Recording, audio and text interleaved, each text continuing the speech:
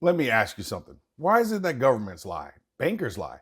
Even auditors sometimes lie. Could it be because dishonest men love dishonest money? The reality is, even as central banks, sovereigns, and billionaires are quietly buying up gold and silver by the ton, those same institutions are publicly dismissing it. Why? Because gold and silver are honest money, and honest money always tells the truth, eventually. And right now, that truth is being chained, gagged, and held hostage. As I shared in recent videos, what's happening recently wasn't a healthy correction, it was a psyop, a psychological operation designed to shake belief, reset sentiment, and delay what would have been the most significant technical event in silver's history, a monthly close above $50. That single candle would have changed everything. It would have signaled to institutional algorithms and sovereigns that the old range, the one that defined silver for decades, had been shattered. It would have revealed a new reality, a reality that they're trying to delay. But it's inevitable because when that happens, money moves. It re-rates the system because we are approaching the end of the road where the only thing left is returning to honest and truth in our money. So instead, they slapped it down. Not in normal trading hours when markets are deep, but in the dead of the night when liquidity is thin, bids are few, and algorithms can be triggered like dominoes. At a time when no rational trader would sell if the goal was to get top dollar. That's the thing. It wasn't about top dollar. It was about trying to top the market. They did it for effect, not execution. They did it to send a message. Don't trust this rally, y'all. Don't believe what you're seeing. Here's what I find to be very interesting. When they thought it was mission accomplished, they came out with reports that Morgan Stanley and Bank of America came in and scooped up the very metal that had been dumped. That has to be interesting because if we connect those dots, those same firms just told their clients to allocate 20 to 25% of portfolios into gold. So you tell me, was that a sell-off or a setup? I debated whether I was going to say this, but I'm just going to keep it real because that's what I do. We need to wake up because what we're living through right now isn't about race, party, or politics. It's not about black versus white, Republicans versus Democrat, woke versus unwoke, Trump versus Obama. That's all noise. It's all distraction. It's all a psyop to keep us fighting with each other while the system keeps fleecing us. The real battle has always been the rich versus the poor, those who control the money versus those that are controlled by the money. And right now, we are at a pivot point. The system is changing in real time. And if we prepare mentally, financially, and strategically, we'll be in phenomenal shape. Okay, I just had to get that off my chest. And let me just say one last thing. What is good, Stackers University? It's so wonderful to have you here with me today. Shout out to investing.com for helping me bring you this content.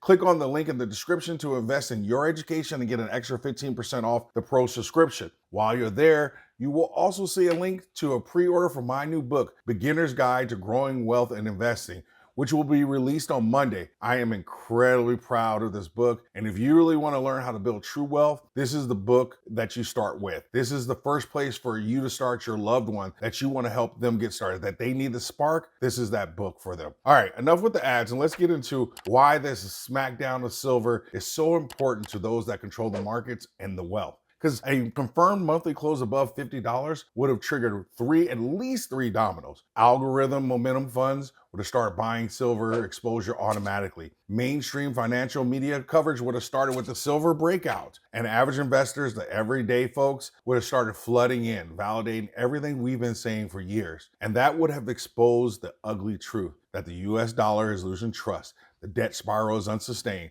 the empire is decaying, not because of a lack of resources, but because of a lack of honesty in our money. Silver crossing 50 isn't dangerous because of price, it's dangerous because of what it reveals. But what they're really doing is they're trying to protect confidence in the system. Because when silver breaks free and closes above 50 for a month, the system will be fully exposed. And gold doubling over the last 2 years didn't even really move the needle. Look at the news, no one really cares. But they can't let the common folks like us who buy silver to create wealth with it. Again, this game is about the rich versus the poor. It's a game built on 38 trillion in debt, $1 trillion a year in interest, and a system where money is printed to buy votes, not to create value in our lives. Every time silver approaches escape velocity, you see the same play. Smash the paper market, trigger fear, buy it back cheaper. It's not just manipulation for profit, it's manipulation for control. It's right where they want it.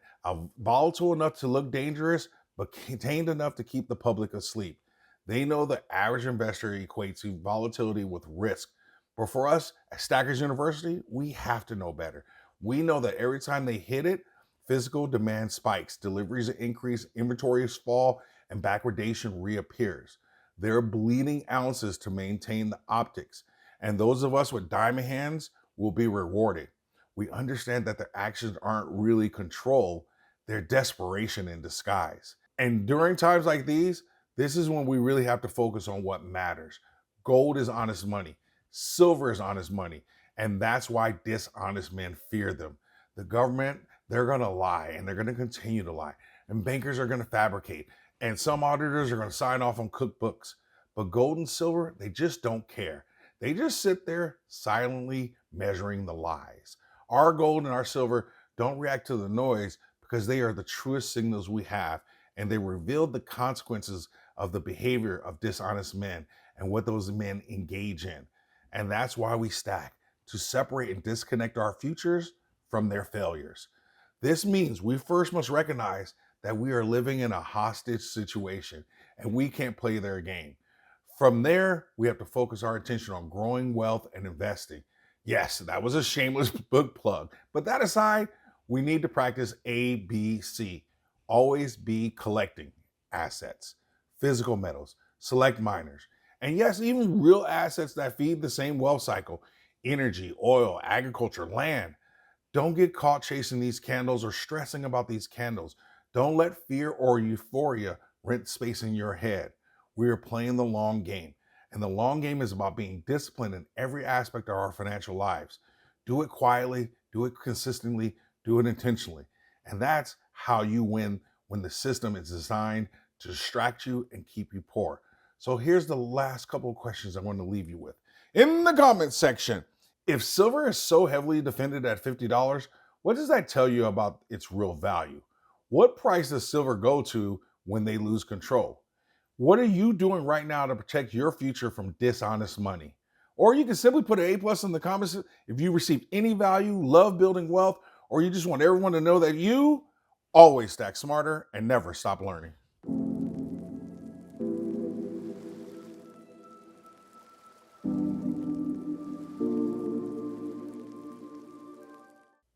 I had a little extra time at the end of the video, and I just wanted to give you an opportunity to take a look at the book.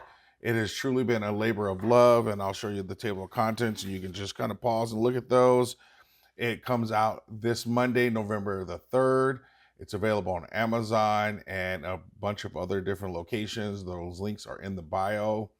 It's really the book I wanted to write for my son and my daughter that are young, and if they were starting and I wasn't around, what would I want them to know to help them set themselves up for their lives? And so you may be well beyond it. That doesn't mean we still can't learn some things. And you may have some people in your life that you'd want them to get started on investing and growing wealth. And this book is a great place for those folks to start. And I just appreciate you all being a part of this YouTube channel, be a part of helping me make my dreams happen. And I hope you pick up a copy on November 3rd.